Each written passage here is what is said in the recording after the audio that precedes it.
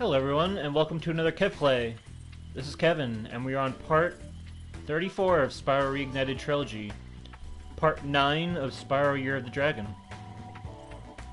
Yeah, so last time we were in, I think we were in Bamboo Terrace, and then we were in Country Speedway. We did the time attack and the race the biplanes.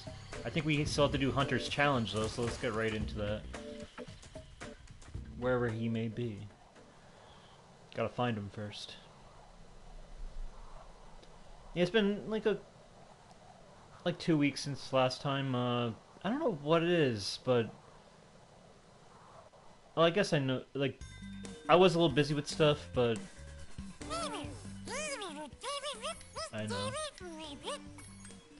We're gonna do the time attack, and yeah, I was just busy with. I was playing another game, and I don't know. This is also, I don't know why, because I really love to do these episodes, but sometimes I just like, I don't know if it's like laziness of setting up the mic and doing like the testing of like the mic quality and getting everything ready and typing everything out and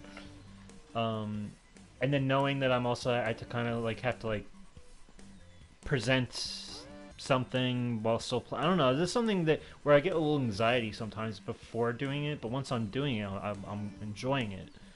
But it's the setup that is always kind of like I have to like get over that hump. Plus, it's like a mood thing, I guess. But I'm back, and I'm glad I got over that hump. It's always a pleasure to play this.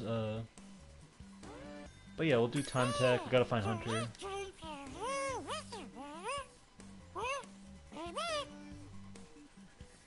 I will go for that record at some point. For now, I just want to find my man Hunter. I think he's in this little barn over here. Yes? No? Oh, yeah, he is. Okay. Spyro! You're not gonna believe this, but there are sheep saucers and space cows all over this place. We gotta stop them before they abduct somebody. What's the worst thing that could happen if they abduct? Where are they going to take us? That's what I would honestly. If there's a Spyro 4, I want to know. I hope we go to the sheep, the farm planet, basically, wherever these farm animals and their saucers. I mean, I guess we did. Metropolis was like them taking over Metropolis. I don't know. I'm gonna strap on my jetpack and blast some space cows. Back in Spyro 2. Oh, we're playing as Hunter, okay. They seem to always be invading us. I don't think we've ever invaded them. Unless... Did we? I don't know. Can't remember. What's a space cow? I'd like to know that. Space cows are ferocious, laser-wielding bovines who show no mercy or pity. We gotta stop them, Spyro! I mean, he's got a point. Time.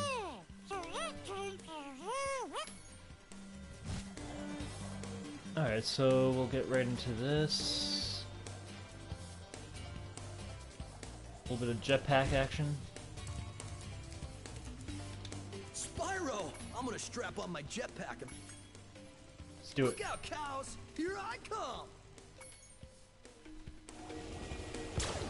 Oh, it's like a rail shooter.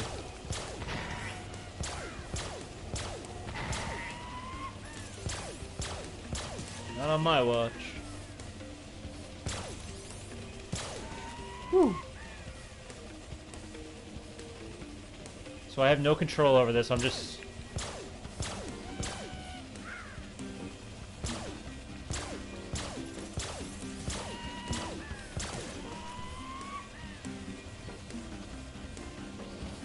Are these like the Amish, or are they...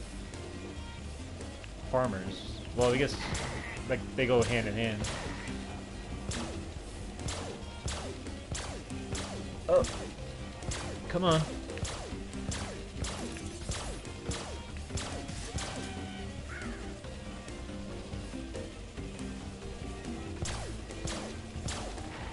I think this is supposed to be like a special... No, maybe I'm thinking of something else. think there's like a special guy that I'm supposed to get too. Oh, I missed one. Hey, Peppa Pig. Spyro! You're not gonna believe I'm gonna strap on my Look out, cows! Here I come! What's new?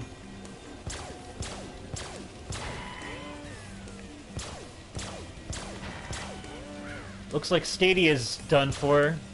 Ending in January. The service, at least.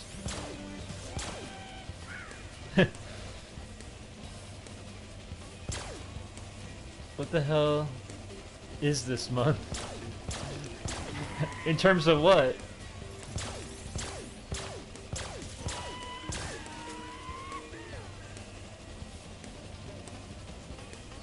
Yeah, there's a lot of crazy things going on, I feel like. Oh, because, you know, the Rockstar leak. And then you have Stadia just... I mean, Stadia disappearing, or, you know, going out of business was not a surprise. Everything, right? You know. And then Sony apparently is, like, has, like, this, like, reward system through PlayStation Stars where, like, the top tier people will get, like, first come, first serve customer service. There's something very strange about this generation. It feels very reminiscent of PS3's generation, where, like, I thought people were kind of talking out of their ass at first when they said after the PS4 generation that Sony is going to start getting cocky and start being a little bit more anti-consumer. But they really are proving to be kind of insane. Got the last one just before he abducted this egg. Roberto. Oh, it's like a Mew.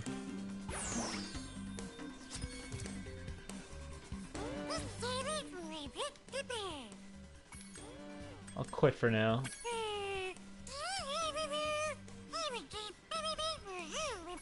Yes, back to work, Sparks. Smoking that Stadia pack.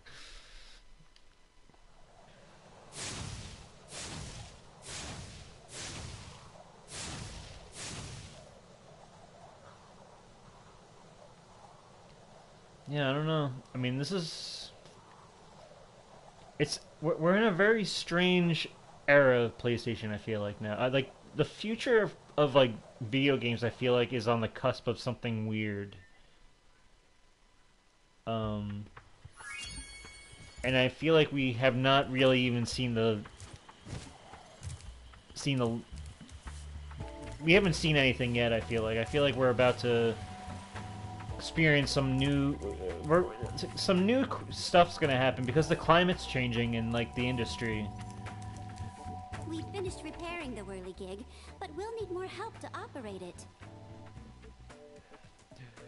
I mean, the whole thing with, like, Xbox winning or PlayStation winning, I think that's all, like, in, like, the Twitter world. Like, I think Sony is still really, in terms of sales, are really doing good still, even though, like, it's, you know, the supply is not quite there yet when it comes to making it available. But I mean, it's getting better. But I mean, I think Xbox is definitely getting better. I think, even though I feel like Microsoft is putting more money into, like, a service like Game Pass than they are making, because they kind of have, like, this endless like reserve of money that they can just, like, pile into that service and kind of just try to get PlayStation to fold and kind of, like, you know, compete with that.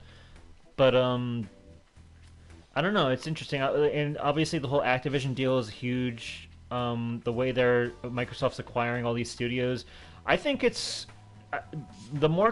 even though Microsoft's kind of buying their way into the competition, which makes sense because Sony has always been more of an entertainment company, you know, from film and television. They know how that works. Microsoft was always more of a tech company, and obviously they always had their own stuff. But, like, I feel like their way to compete is to buy these studios, and if that's the way they're going to compete, then, you know, it's competition's better for everyone. It's only going to make Sony step up their game, even though I'm completely satisfied with Sony and what they offer. You know, honestly, what they offer is exactly what I look for in games. And the third party and second party and stuff, that all falls into place regardless of who acquired who or whatever, you know. So it'll be interesting. The best they can do is, but that's the thing too. Is yeah, it's strange, you know. But if that's what they got to do, then you know, I say it kind of makes place. It kind of makes the competition interesting, at least. But yeah, I'm more inclined with Sony's homegrown, you know, story-driven, really big blockbuster games that they put out, and their third-party, like, just like, you know, third-party, everything about it. Like, I'm still very satisfied on PlayStation, and but I'm looking forward to see what they're gonna do in order to compete. So what we got?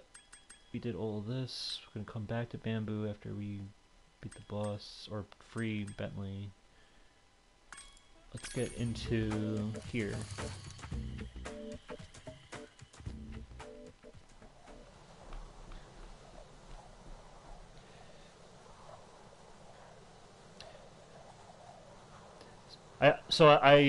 The other day I beat Stray. Like, I didn't platinum it yet, but I've beat it, and it's honestly, this game really surprised me.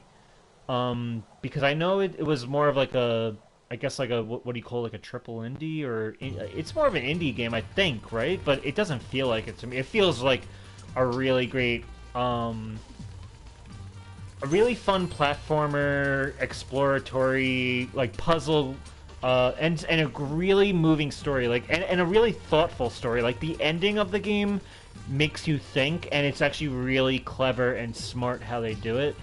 And the whole game, like the whole game as a body of work is very excellent. Those crummy Rhinox forced us to build a statue of the sorceress. Then after we built it, she complained it was too ugly. Huh. If you ask me, the statue is far prettier than she is.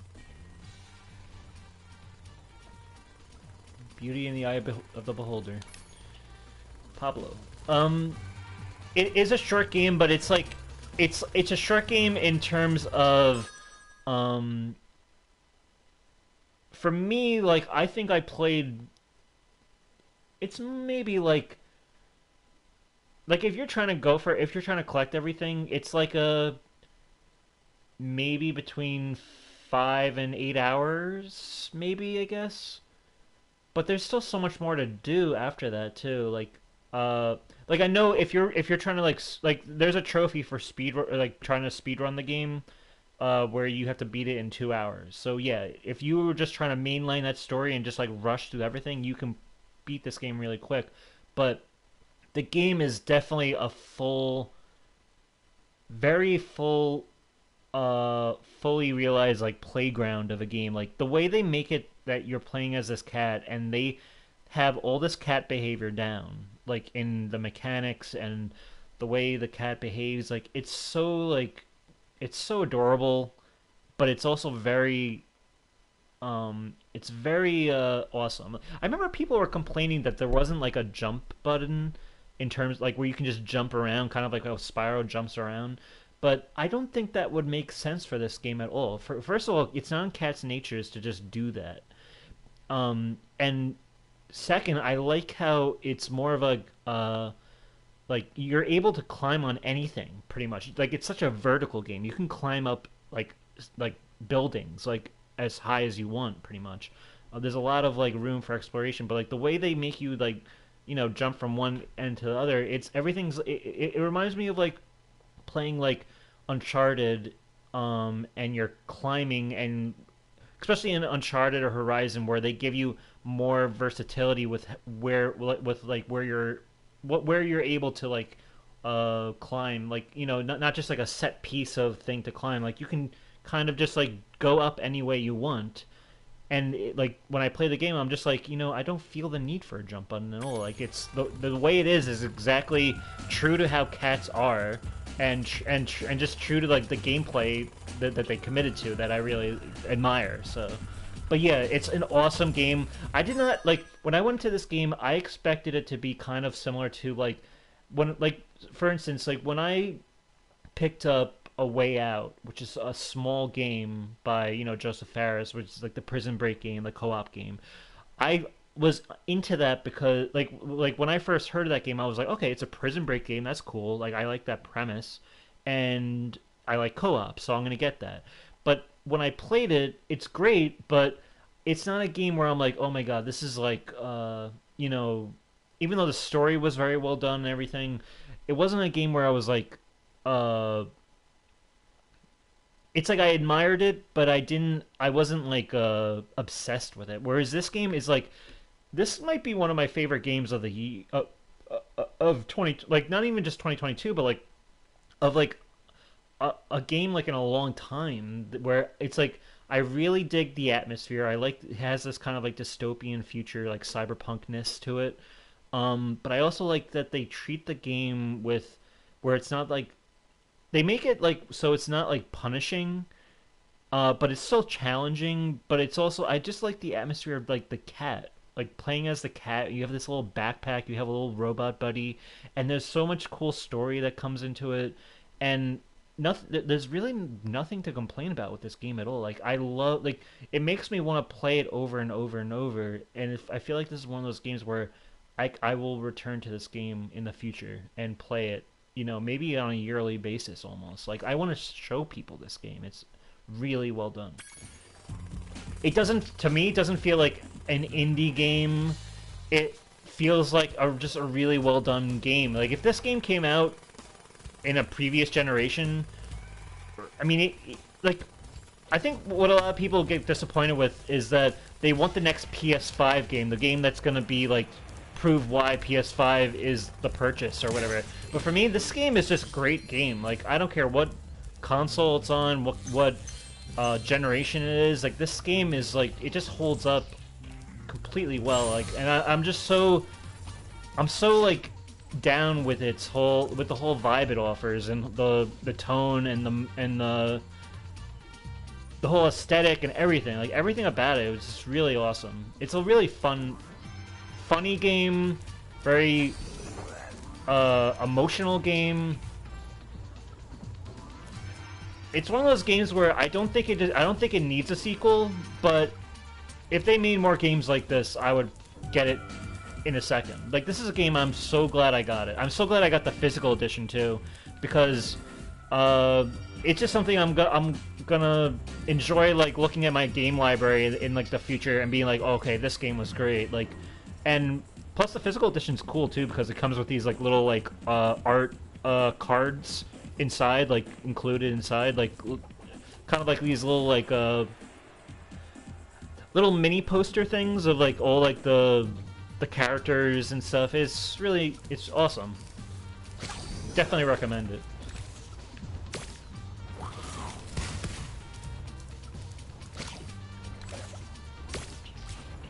Oh, you mother... This guy's really dodging my shit. There we go. It's... Oh, yeah. Like, and I got it from Amazon. It was cheap. I mean, it's a reasonable price. It's like a $40 game, but, like, I have no regrets about that. Like, I think it's the quality and, like, the attention to detail that the game has put into it. It's worth every penny for me.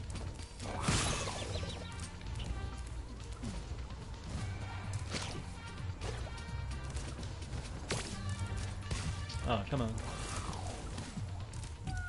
What do you think of the Last of Us show trailer? Oh, honestly, I'm very impressed with it. I think, well, I know Neil Druckmann was involved with, like, helping them kind of get it right. And plus, I've seen Chernobyl by Craig Mazin, who's the showrunner of The Last of Us, and I have absolute faith that he's going to deliver, because Chernobyl was a really great miniseries and was really well done. I think it looks great. I'm like, out of every like video game adaptation thing that we've seen from Sony. I think we've only really seen Uncharted. In terms of like, you know, turning a live action, you know, changing the actors who are playing the role that we have come to know as another type or another look. I think they're nailing it. I think it looks really interesting. It has a lot of potential.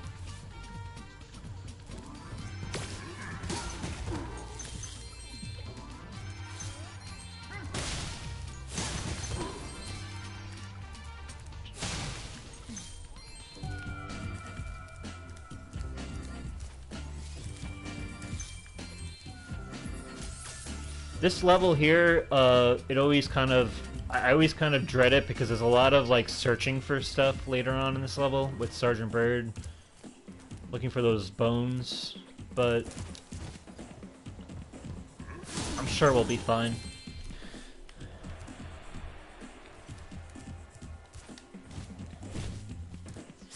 Gladys.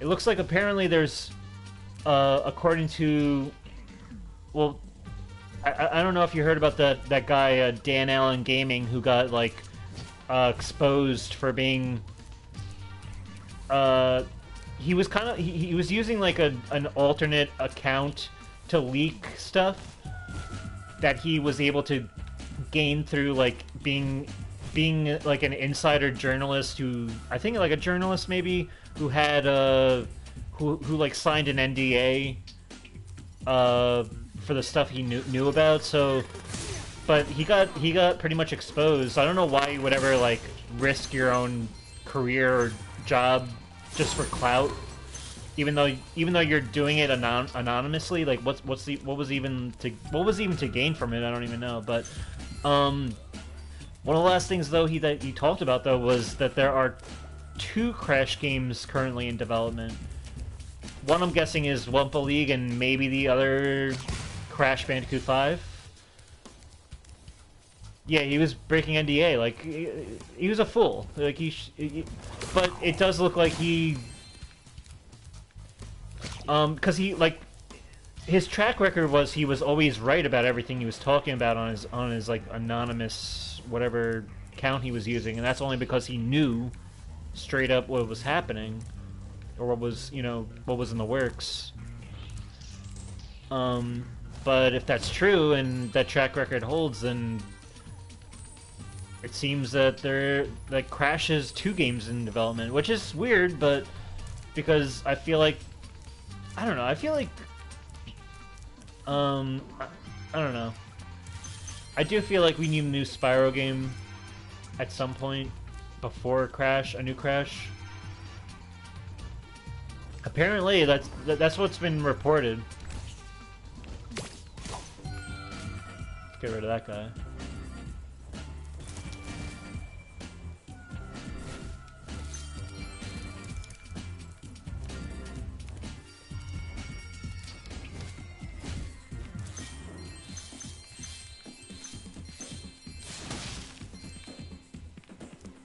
Even though I know that I can get to this place with Sergeant Byrd later, I just still enjoy the platforming of it. I guess we'll go back. Yeah, I'm gonna take that guy out with Sergeant Byrd.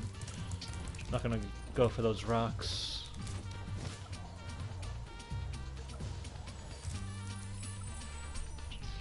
I think the Game Awards, we're gonna get something.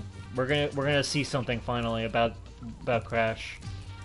I feel like it's very much overdue. There's no way Toys for Bob's going one whole year without, over a year after doing that anniversary post saying that they'll see more of us soon or whatever, and then not do anything. It's Game Awards or it's shit or get off the pot at this point.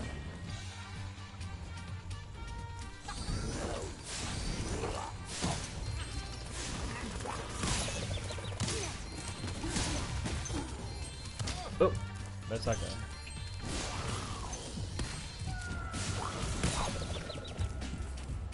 I'm almost ready. ready to reveal my latest Oh, piece shit. of real-time four-dimensional performance art. I call it Hideous Exploding Witch number 9.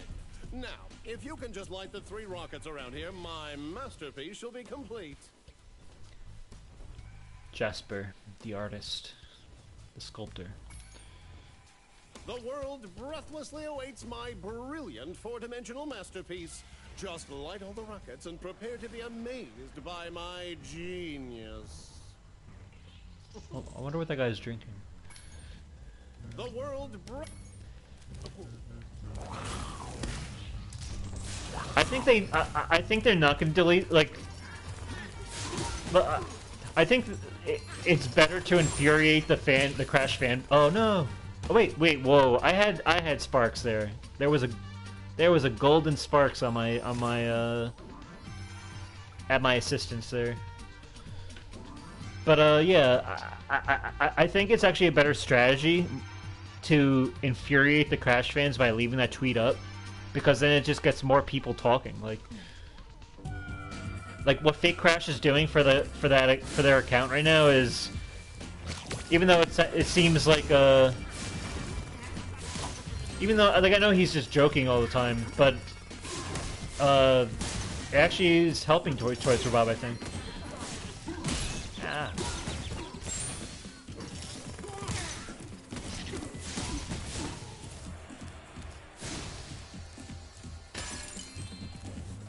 I love Fake Crash, man. It's so strange how people don't understand that he's joking, or that he's, like, trolling, and it's just a joke, really.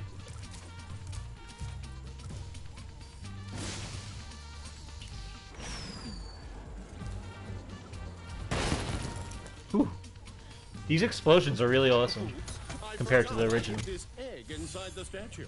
I hope the explosion didn't hard boil it. Peanut.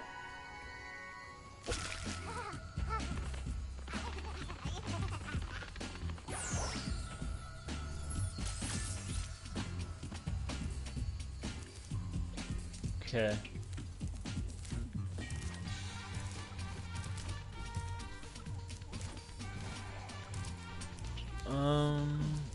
Let's go over here for a sec.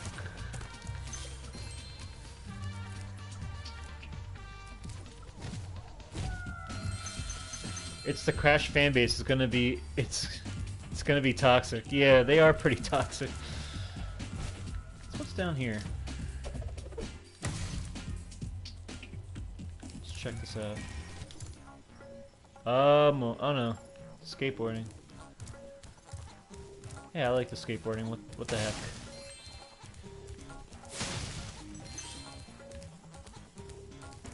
Isn't this the wildest skateboard park you've ever seen? Once you've mastered a few tricks, you could really rack up a huge score in this place. What do you say I show you some moves? No Some problem. other time. Check the place out for yourself. Just meet me back here later. Alright. Isn't this the wildest skate? Yeah, let's go. Let's start with something easy. You can jump off the end of ramps by pressing the jump button. I'll show you how to do it once, then it's your turn. Dude, if Wumpa League never got leaked, we probably wouldn't be talking about Crash right now. Yeah, you know, that's the thing with leaks, is sometimes they're a little necessary, but not. I think it was just bad timing with the whole COVID Activision acquisition and then the whole sexual harassment suit that they're going through. It's like we've been in limbo forever.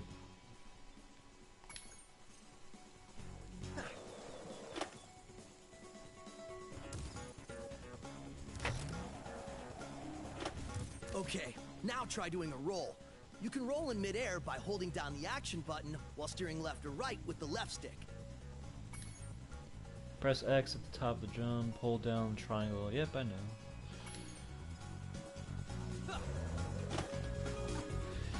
The thing about Wumpa League is, though, I'm looking forward to it, but I don't know, like, this whole, like, live service future that we're going into, which I feel like this is going to be, like, a free-to-play live service game or something, the way it sounds, the way it's, like, kind of like a multiplayer-only game. I know Crash Bash was a multiplayer-focused game, but, like, you could tell that Activision, I don't know, this whole live service thing, I just hope that there's some type of offline portion to this game. where I could play with a couch co-op or whatever, or couch anything, and I hope it doesn't like require an internet connection to play at all times, or whether it's offline or online. Like, I just hope that they don't like screw us with that.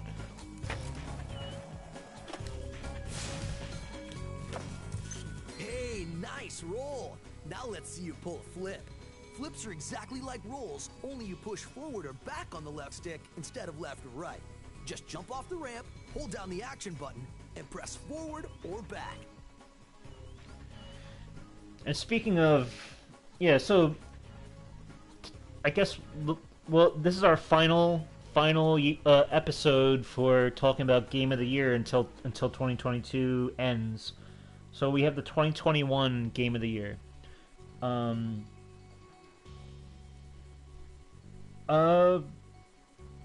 Here's the thing, like, 2020 was kind of like the big explosion of, it was like the farewell, the swan song year for PS4, and then it also was like, we had more games, PS5 games for 2020 also that were kind of like the start. So 2020 was a huge year. Like, that was Astro's Playroom, Crash Bandicoot 4, Dreams, Ghost of Tsushima, Last of Us Part 2, Spider-Man Miles Morales, Tony Hawk's Pro Skater 1+2, and then Twin Breaker. Those are the games I have. That was a huge haul. Every end of a generation always has this huge explosion of games that I have, because it kind of melds in with the end of a generation and just the little bits and pieces of the start of the generation. So I feel like now we're at the point where in 2021 we're still in. It's like now we're starting over with the new generation. So my games, I have 4 games to talk about here. 2 of them are it's interesting. 2 are You must be a natural. Now let's see if you can pull off a half-pipe spin move. The blue ramps are half-pipes. You can do a spin move by jumping at the top of the blue ramp, then steering left or right in the air. So 2 of these games that I'm going to talk about are kind of like single-player offline games that are kind of, Sony hitters, like Sony first party, second party. But they're exclusive to PS5. Every game here is a PS5 game for now on. There's until I start exploring my backlog of PS4 games, I'm not really going to get anything else new from there. Anything that's a hybrid between PS5 and PS4, I'm going to get a PS5 game. But there's 2 games from Sony, one I really like and one I don't really like. And then there's 2, and this is, speaking of live service games, there's 2 games that are not live, I guess they are live service, but they're multiplayer only games. One I really like, and one I really don't like. So this is kind of the future I feel like PlayStation's going in, is that there's going to be a lot more multiplayer, especially when we know that Factions is going to be a thing, Wumpa League is going to be a thing. It seems like this is the generation where Sony's going to start focusing more on multiplayer services.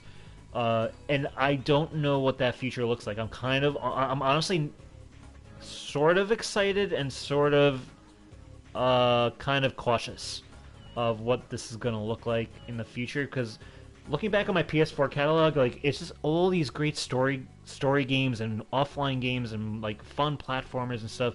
I just hope it's just not completely overwhelmed by a whole multiplayer market that's going to come up.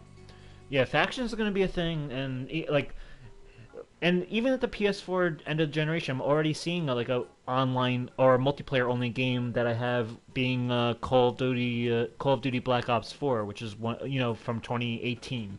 So it's like these studios are starting to realize that there is this big demand, and like this is where the money is. And this is where you're going to get people to play your game for longer, and if you keep, if it's a game that can kind of, just foster that, kind of service mentality, where it's just, a never-ending, like Destiny or something like that. I feel like a lot more Sony games are going to start doing that, a lot more third-party, and it worries me a little bit. there's games I definitely will play, and there's two. I mean, the two games I'm going to talk about that are multiplayer only games in this year of 2021. One is one of the reasons why I was really I would be worried, and one is actually one where why I'd be excited. Yeah, let's get into it. Is that why they bought Bungie? And yeah, that's exactly why they bought Bungie, because they know because they have no interest in making Destiny an exclusive game or or any of Bungie's future titles, future game exclusive to Sony. They just they announced that they just want them for their service, what they can provide for them, and they don't want to mess with it. And it's good that Sony doesn't want to mess with them.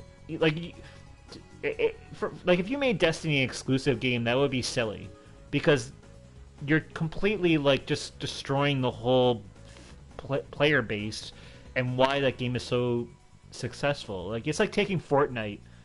If Sony acquired Fortnite somehow and then just made it a PlayStation only game, that would be so dumb, because that's not what it's about. And plus, with a lot more crossplay going on with PC. And the way all these games are all Sony games are starting to go on PC. Microsoft was always PC, Xbox hybrid. The concept of the console is becoming a lot more different now. So we'll see. But Xbox, what if they make COD exclusive? Well, we know for at least 3 years or so they won't do that, but I don't think they're gonna do it. Honestly, I think they would be. I think it's silly, and I'm not saying that as a PlayStation fan. I'm saying that as you're taking something and just completely cutting the whole player base. Not even in half, really. It's a lot of Sony. It just seems. I mean, maybe they honestly, if they did, it's weird. But I don't think they will. I think what their strategy is just to try to get people on Game Pass, and if they can offer Call of Duty day one, every Call of Duty release day one, and you can get them on Game Pass, and you're paying what $5 a month. I think they would rather go with that strategy and then say hey, you know what? It's on PlayStation 2, but you're going to be paying $70. But yeah, this is what I mean with this whole generation. I think we haven't seen anything yet where there's going to be some weird things that are going to happen that are going to start to change the gaming landscape. That I'm interested to see where it goes. It's definitely an exciting time, especially with how quiet Sony is right now. In terms of what they have, we know about Wolverine, we know about Spider-Man 2, but what else do we really know? We know factions, but we don't know what a lot of studios from Sony's first party are doing. It's kind of exciting. It kind of makes it more exciting.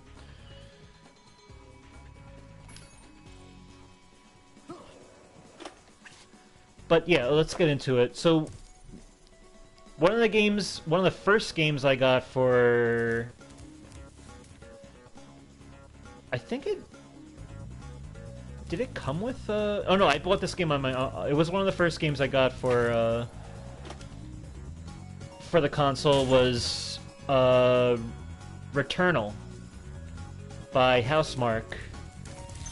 And this is a game I play. I was you know, it's a Sony game. Sony did acquire Housemarque now, so they are kind of a first-party PlayStation studio now, I think, or second party.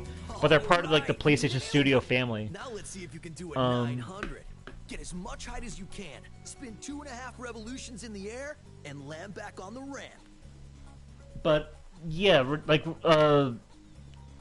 Returnal was a game I was you know what, I want to play that. I want to see what that's about. I remember seeing it in the gameplay trailer or gameplay reveal during one of the showcases, and I mean, it plays well. It's a great demonstration of the DualSense. It plays amazingly in terms of how it feels, but it's a game that I can't. It's I played it and I was I understand the whole thing is that you're supposed to die. You should expect to die, and you have to kind of keep doing it because it's a roguelite like I don't even know what the genre is called, roguelike or roguelite, roguelite, something like that, whatever. Where it's like the level is kind of like procedurally generated every time, and you're but you basically have to do the same. You basically have to do kind of like a core thing to get to the next like biome or something. But roguelike, yeah. But honestly, I can't even get past the first biome with this game, and it's not because think about it like Crash 4 doing time trials. Except you're playing for like 30 to 40 minutes, and then if you die, you're it's a game where you have to keep moving.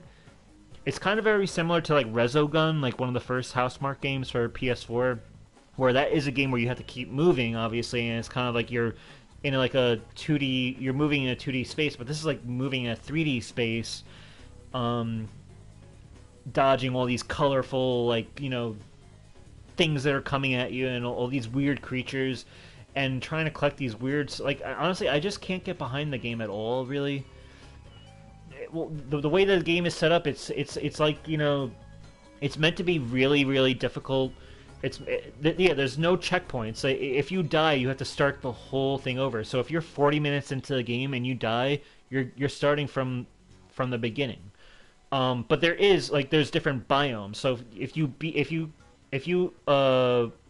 the biome, or the level, what they call, or, what it really is, then you can move on to the next one, and if you go and like you can revisit that previous biome, or you can go on to the next level. Like that's basically your checkpoints, is like these huge 40-minute to hour gaps, pretty much, from what I understand. And I'm just like, I don't have the patience for this, and I don't really. The game isn't really grabbing me in a story way. The way it's being very coy about what the character is about, the mystery of like where you are and everything. Like it's not grabbing me. The aesthetic is really unpleasing to me. Like the way it's very dark, and it's like it's a game that if it's for someone else and they really like it, then that's fine. I think a lot of people like would agree that this is a game that is amazing for a subsection of people, but for me, it's just like I was like, you know what? I'll get this game because it's one of the places. Like I just got a PS5 finally. Like the fact that I was able to even get a PS5 to begin with was so rewarding. Like being able to find one through GameStop, like getting a GameStop bundle, and being able to find a PS5, that's very big. So I was just like, you know what? I want to at least experience some of like the launch games that were available. I already played Miles Morales and Astrobot. But this game, I was like, yeah, I need I probably should get this game just because, just to say I got it. But I don't know. It's a game that maybe I could see it being a fun party game with people in the room with you, and then they see they see what you fail, and then it's like, oh, let me try or whatever. Like I would enjoy it in that way, but it's not a game that I can relax to or like sit down and be like, okay, let's do it. Like I would rather 100% Crash 4 and do the time trials and the insanely perfect relics and do that for a whole day, because at least if you die in Crash, because at least there's checkpoints in Crash. Even if it's like doing a whole run without dying or trying to get it in a certain time, at least like even though I would say Crash Bandicoot 4's levels are longer than they should be, at least it's like it's doable. Like this is just like, I don't know, and at least it's enjoyable and aesthetically and on a gameplay, like I can get behind Crash Bandicoot, that type of game. This game is just like, I don't know, it's really not for me. Which you will do someday. Oh, I will do that someday, but Returnal is just like, I don't know if I have zero interest in doing that someday. So anyway, I gotta do 900, which is, by the way, this is 2000. Spyro Reignited came out. This is 1 year, or really, it was in development when Tony Hawk actually landed the 900 for the first time, which was a big moment in skateboarding history. So I like how it kind of from a cultural standpoint, kind of crossed over into like platformer games, like where even though Spyro's skateboarding, it's like I just love that even he has to do the 900 because that's just how impactful that moment was for Tony Hawk to do that. Let's do it. But yeah, Returnal, it's a good. It's not a terrible game. It's just a game that's not for me. Simple as that, really.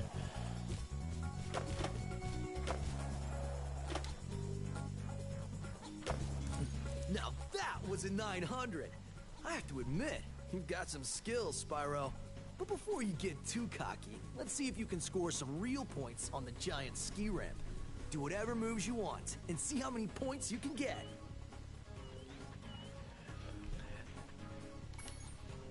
So the next game was a game that now this is the era of like live service. So this is the live service game that I was like, you know what? I want to get this game because it's different from any other game I have. I mean, it's similar to a game I have, but it's different in terms of what you actually are doing in this game, and it's an open world game. So I was like, okay, let's do that. Like that seems cool.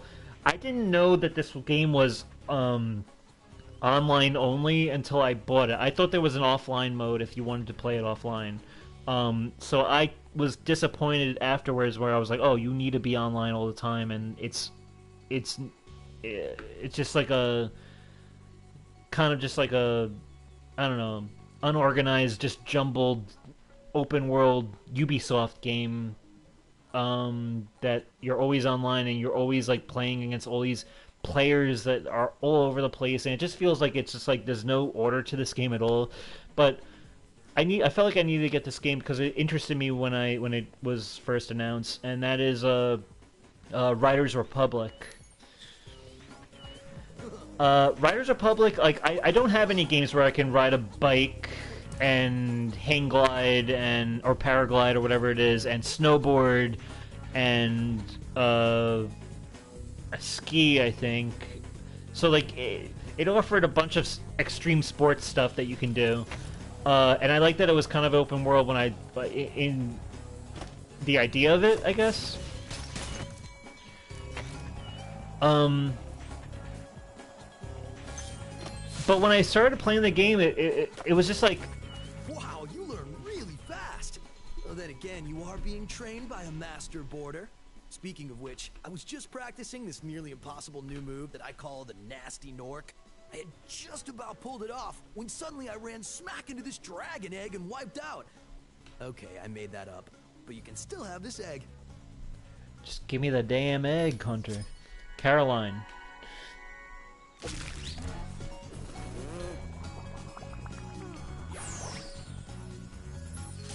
But yeah, like it's a game that I was like, okay, I didn't realize that I'm so good at Tony Hawk that I was like, oh, sure, any other extreme sports game I'll just be naturally good at.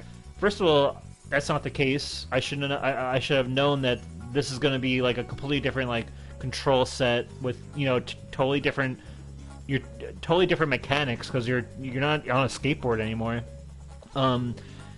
And there's a lot to learn there, but it just felt like there was so much grind. There was no rhyme or reason to what you were really doing.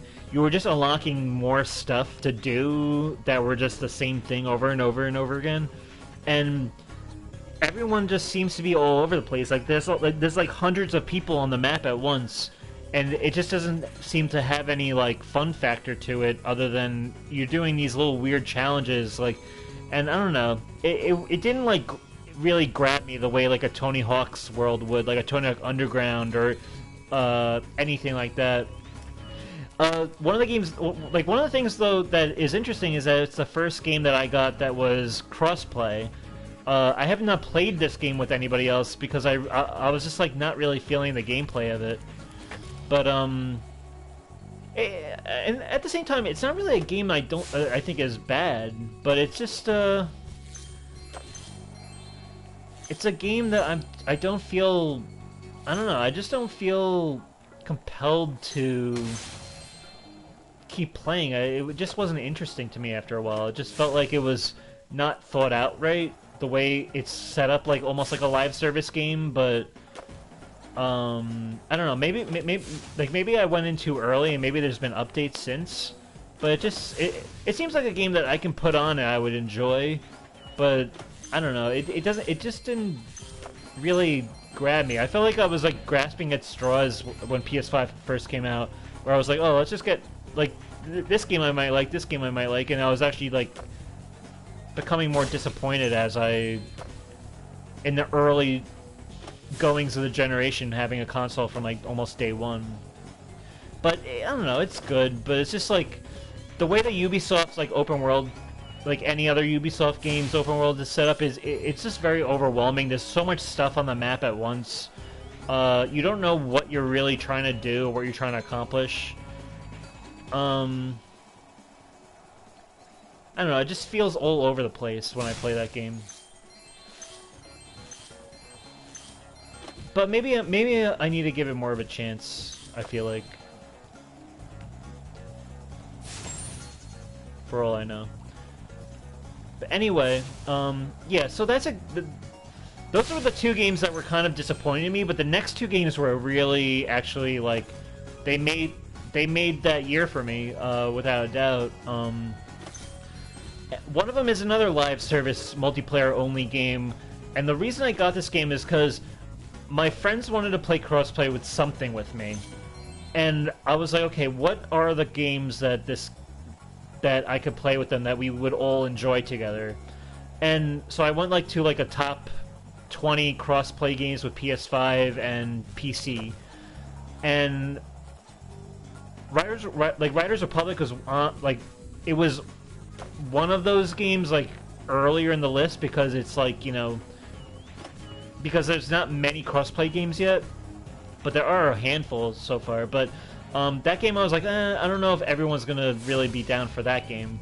What would be a game that I would enjoy and they would enjoy at the same time? And so I basically settled on this one game. I was like, you know what? I don't have a game like this in terms of the genre or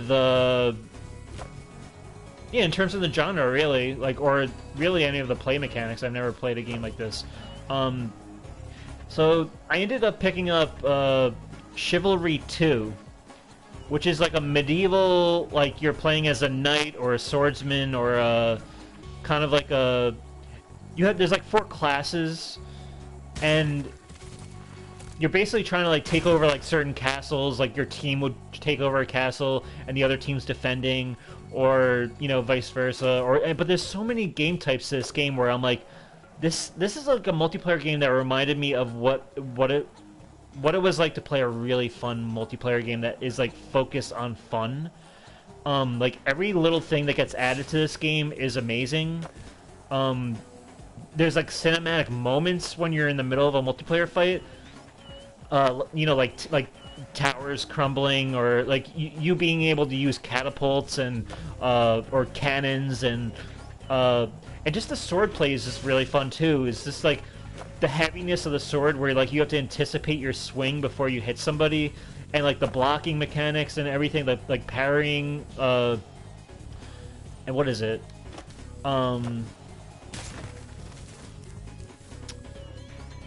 And shooting bow and arrows and stuff, and setting traps, and activating little switches where people will fall through the floor and to their death, or setting people on fire. And there's so much fun stuff to that game that is really fun. It's really well done. Everything about that game is just very solid. There's no bugs. The only things that were kind of disappointing to me is that the trophy system doesn't really work well at all.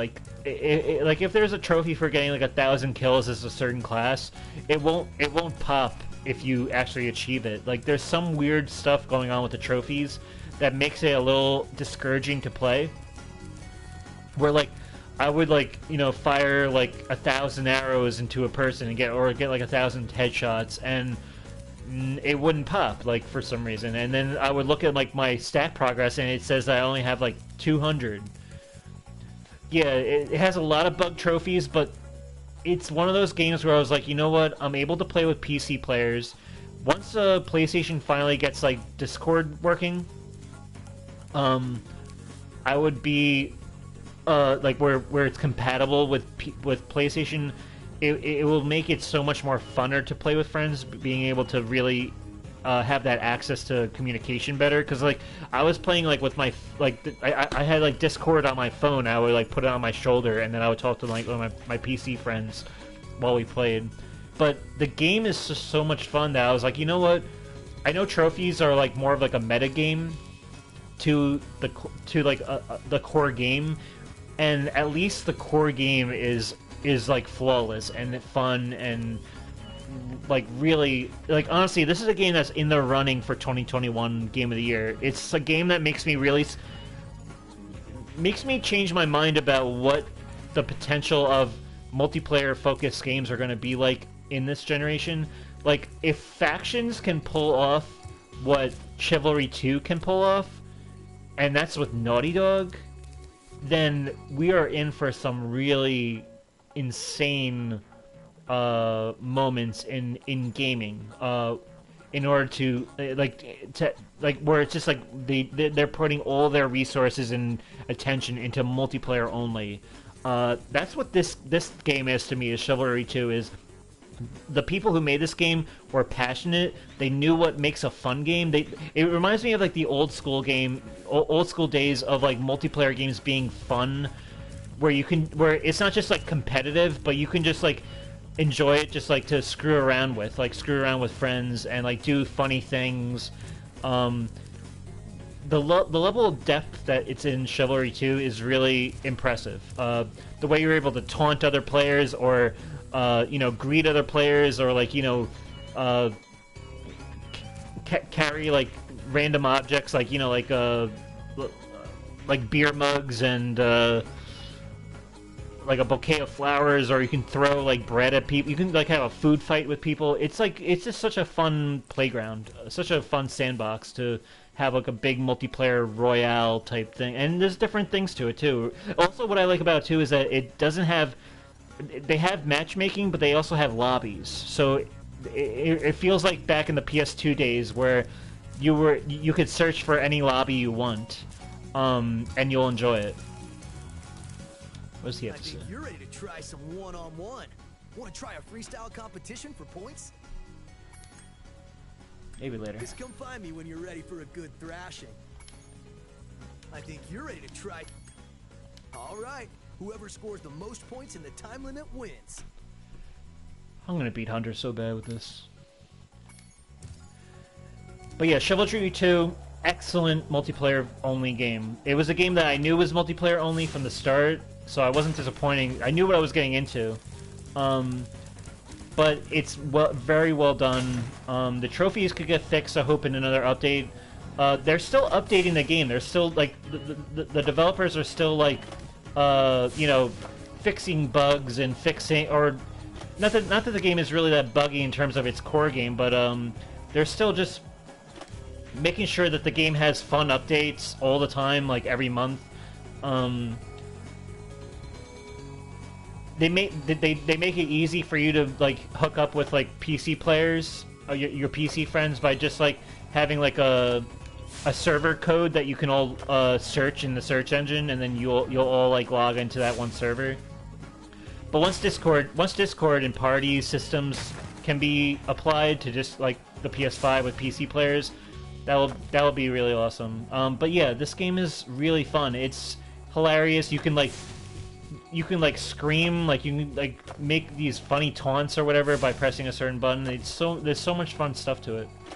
And the combat's really just awesome. Like, it really, like the swordplay, everything, this using the bow and arrow, especially with the DualSense controller, using a bow and arrow and like the swords, it's just fun. Well, I gotta step it up here. But that brings me to my last game, and this is not a multiplayer game, but it's a single-player game. And like I said, Chivalry 2 is in the running for 20... Oh, whoa! Bastard. Chivalry 2 is in the running for Game of the Year without a doubt. It actually really surprised me. Like I went to the game thinking like, oh man, I don't know if I'm gonna like this. I hope it's not like another Riders Republic situation, but it ended up being amazing. There's no shame in losing to the master. At least not much shame. Want to try again? But the other main game that came out in 2021 from PlayStation is, and I'm sure you already know it, it's Ratchet and Clank Rift Apart. And this was a game that I had to buy the original trilogy on PS3 to kind of get accustomed to Ratchet and Clank, because I've played I have All for One for PS3, but I never really played the original game. So I went back and played the original games, and then I played this, and I was like, this was so worth it. All right, whoever. Ratchet and Clank Rift Apart was a lot of fun. Like, I really enjoyed the story. I enjoyed the characters. Like Rivet as a new character is a welcome addition. Rift Apart is also one of the only games on PS5 that is actually like exclusive to PS5, because it takes advantage of like the what's it called?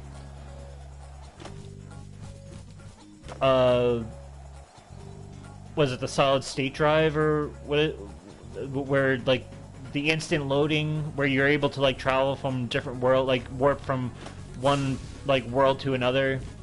Well, this was a big jump I just got.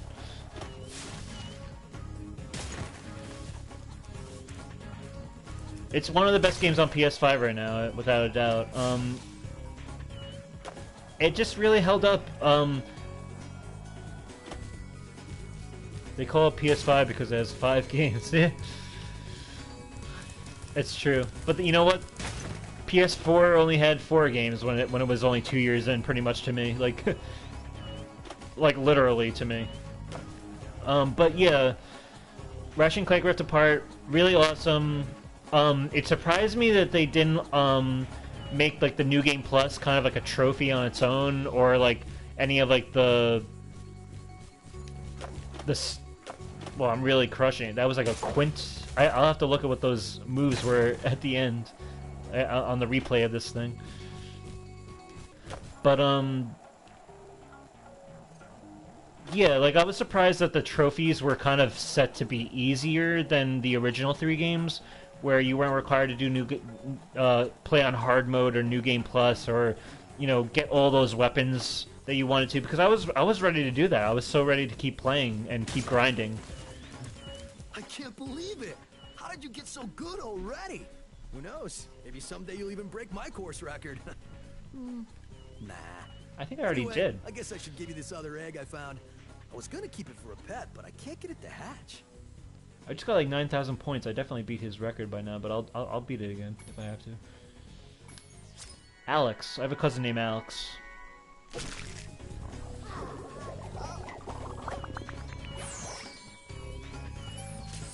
Even Ratchet 2016 had trophies like that. Yeah, I feel like it's like they nerfed the challenge, but Rift Apart was still challenging, and I'm glad I didn't get the 2016 remake, because I like the edgier Ratchet and Clank from the PS2 version, even though it was the PS3 trilogy or whatever, but or remaster trilogy, but yeah, Rift Apart's amazing. It also like surprised me how that game has like a like you can explore like platform in the way the game wants you to, but you can also like start climbing certain platforms or walls in a way the game doesn't want you to, which is something I found myself doing a lot, where like it allowed me to like get to places that I really wasn't supposed to be being able to get to, but I was still able to because the game allowed that kind of like free-form nature of exploration. Of like, it's kind of like how Spyro 2, like you can get to certain areas without getting the climb ability. That's what it felt like with Ratchet Rift Apart, where in certain moments. And there was even a boss fight in Rift Apart where I fell down this like I fell off the platform I was supposed to be fighting on during a boss fight, like one of the final boss fights, but I ended up like hugging the pole that the platform was on, and I was able to stand on this really weird ledge, and I was able to continue the fight from there. And it was like one of the most fun things I experienced in the game. I was like, this is awesome. Like that they're not like penalizing me for falling off. They're allowing me to keep the fight going. But yeah, I don't know if I'm doing this right. What was the course record?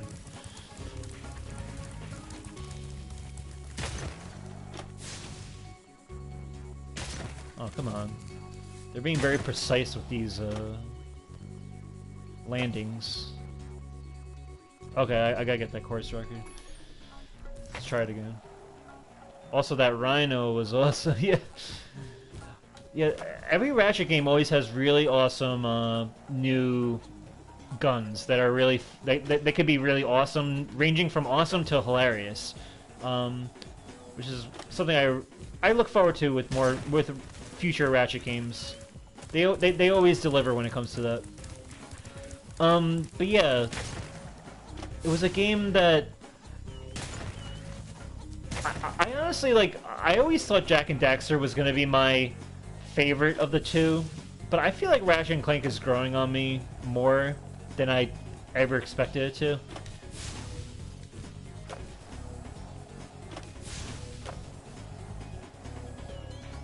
It's a very charming game, very well-made game by Insomniac. Insomniac are killing it this generation so far. The fact that they were like, the fact that I was able to play Spider-Man Remastered, Spider-Man Miles Morales, all the DLC they provided with that, and then Ratchet and Clank Rift Apart. Like, Insomniac is killing it this generation when it comes to starting. And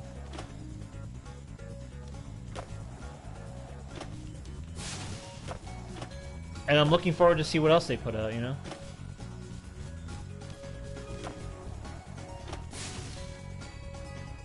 How the hell are they pumping out that's the thing too, it's like, I mean, I know Sony paid a lot of money. They paid like, I think like, and I could be wrong on this, but I think they paid like $229 million for their acquisition.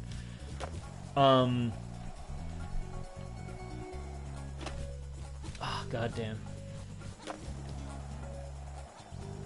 Might have to do this course record another time. Maybe I can do it. Let's see. I gotta do different checks. That's what I gotta do. What was I saying? Yeah, I mean, they paid a lot of money for Insomniac, and I think it shows. I think they're a huge powerhouse of a studio. Like, I think Naughty Dog puts out the most, like, attention to detail by, like, every square inch of their games, but Insomniac is really starting to catch up with not just like, putting out games more frequently and being very full in what they have to offer. So it's very impressive. I'm surprised it took them this long to buy them. That's the thing, yeah, it's weird. It's like they had a great relationship with them when they were just kind of like, I guess, like a second party, kind of like independent studio from them. But yeah, I'm surprised too. But honestly, it always felt right. That acquisition feels right more right than Microsoft buying Activision to me.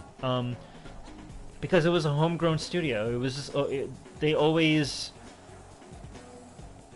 I shouldn't have gone down this way. They were always a PlayStation studio. Even if they have Sunset Overdrive on Microsoft, you know? Oh man, I'm like getting no points here.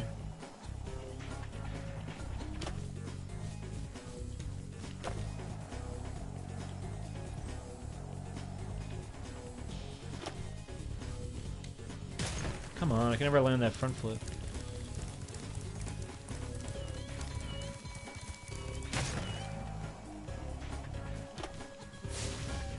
I need to, like...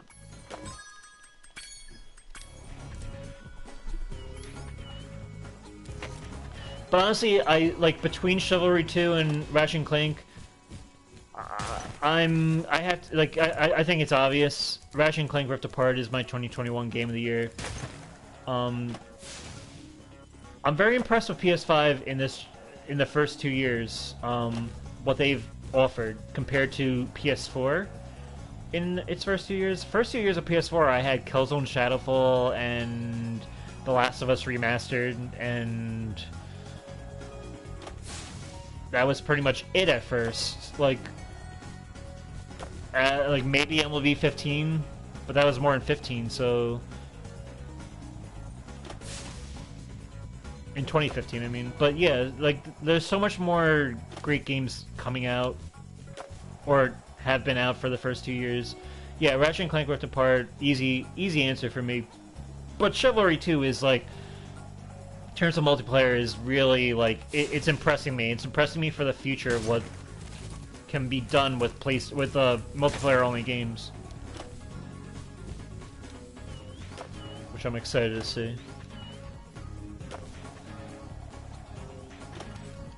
God, I feel like I'm not doing good with this. I got like 9,000 points before, but now I can't. I gotta get better lines going.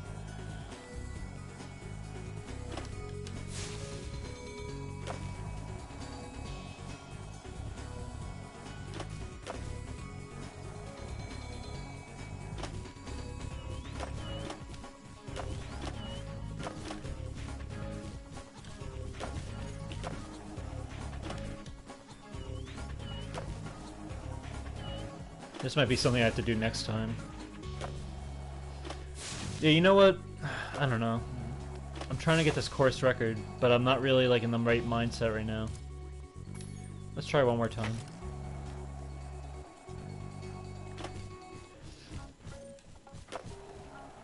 But yes, to recap,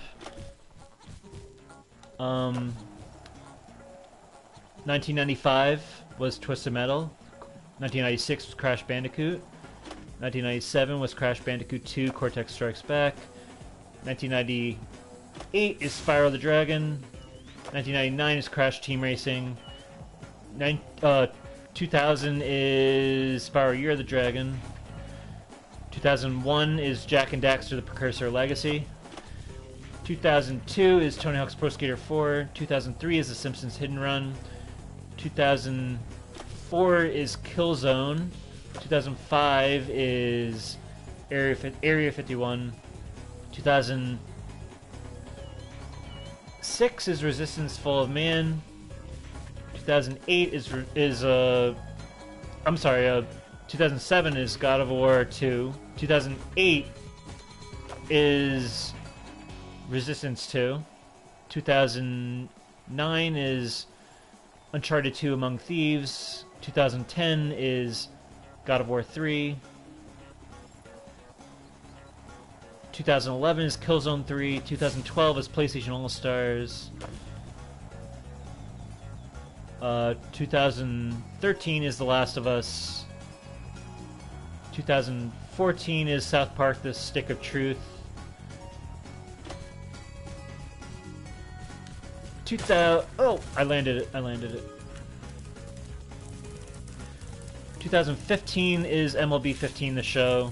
2016 is Uncharted 4 A Thief's End. 2017 is Horizon Zero Dawn. 2000...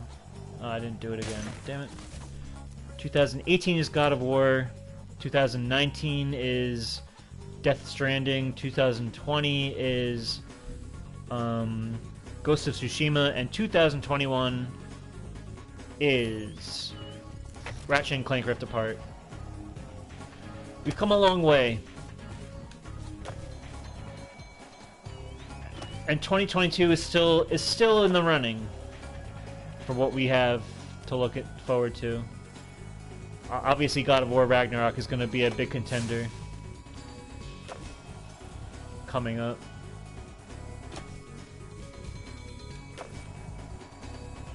Can't wait for 2022 to end. Yeah, you know, because I feel like 2023 is going to be the big explosion for games. I feel like we've been kind of in a dry spell. I mean, we've got a lot of games we got a lot of good games for 2022. Like I said, Horizon Forbidden West was good. Stray, I think, is a really great game. And God of War Ragnarok, that's Sony eating good, I think. Even Gran Turismo 7 came out. That's not a game I really... When I found out that that game was online required, even for its offline mode, I didn't go for it, but it's supposed to be still really good for anybody who's a fan of that. I can't really find my lines here. It's like I'm not in my right mind space. I feel like next time I should do this because it's like I'm not really like feeling it.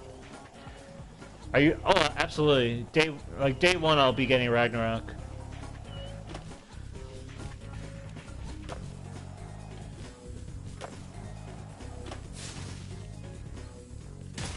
And honestly, for 2022, that's pretty much all I'm really looking at right now. I'm sure I'll find more things to get later on. Like Chivalry 2 was something I didn't even get till this year, and that came out in 2021. So, but yeah, I think we'll end it here. Next time we'll go for this course record.